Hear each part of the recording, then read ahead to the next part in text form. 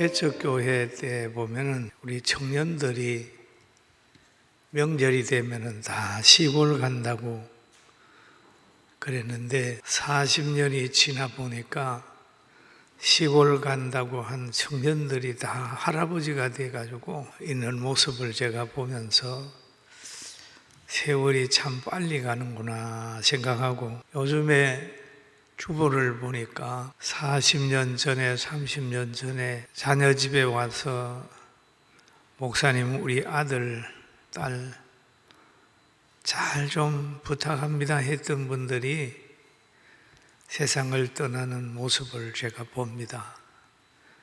그냥 한 주간이면 몇 분씩 가세요.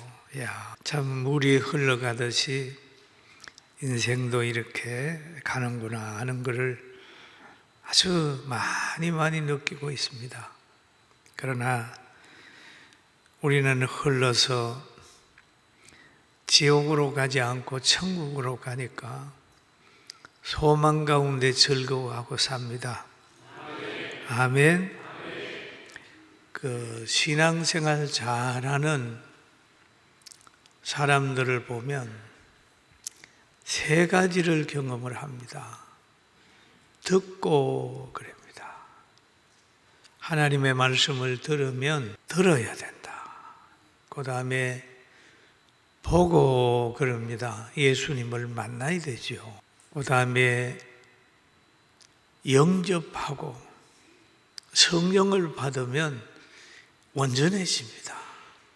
그러니까 구약에 있는 예언의 말씀을 들으면 듣고, 예언이 성취된 예수님을 만나고, 또 예수님의 능력을 체험하고 사랑을 체험하고 부활하신 예수님이 말씀하신 대로 성령을 받으면 그 속에서 나타나는 엄청난 기적과 에너지를 가지고 살 수가 있습니다. 베드로는 그의 말씀을 듣고 어찌할꼬라고 하는 이들을 향하여 말하기를, 너희가 회개하여 각각 예수 그리스도 이름으로 세례를 받고 제사함을 받으라.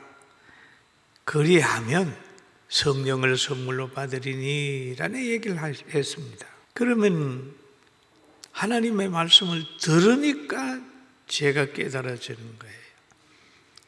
율법을 보면 죄의 결과를 알게 되는 거죠. 예수님을 만나면 용서의 큰 사랑의 기쁨을 알게 되죠. 그럼 예수님은 용서하실 뿐만 아니라 보혜사 성령을 주어서 죄와 의와 심판에 대해서 분별력을 가지고 세상에 살게 하는 겁니다. 그런데 성령을 받으면 달라지는 게 있습니다. 정보의 공급처가 다르다. 친구가 변하게 되고, 가는 장소가 변하게 되고, 음식이 변하게 되고, 생각이 변하게 되고, 가치관이 달라지고, 꿈이 달라집니다. 그래서 과거에는 다른 곳에서 제사장이나 과학자들이나 권위자들이나 권세자들에게 지식을 뭔가 배우려고 했다면, 성령 받고 난 후에는 사도들을 따랐고 사도들의 가르침을 받기를 원했습니다. 그래서 사도행전 2장 42절에 보면은 그들의 사도의 가르침을 받아. 그들은 누굽니까? 성령 받은 이들입니다. 회개한 이들입니다. 서로 교제하며 떡을 떼며, 교제하고 마음을 나누고 떡을 떼고 하는 거잖아요. 마음이 떡을 떼는 것은 물질을 나누는 겁니다. 물질이 있는 곳에 마음이 있다고. 사랑하는 사람을 만나면 대접하고 싶잖아요. 떡을 떼며 오로지 기도하기를 힘썼다라고 하는 겁니다. 그러면 여기에서 가르침을 받고 서로 교제하고 떡을 떼며, 여기에서 인간의 관계에서 끝나는 게 아니라 오로지 하나님께 기도하기를 힘썼다. 하나님의 뜻을 알기를 힘썼다.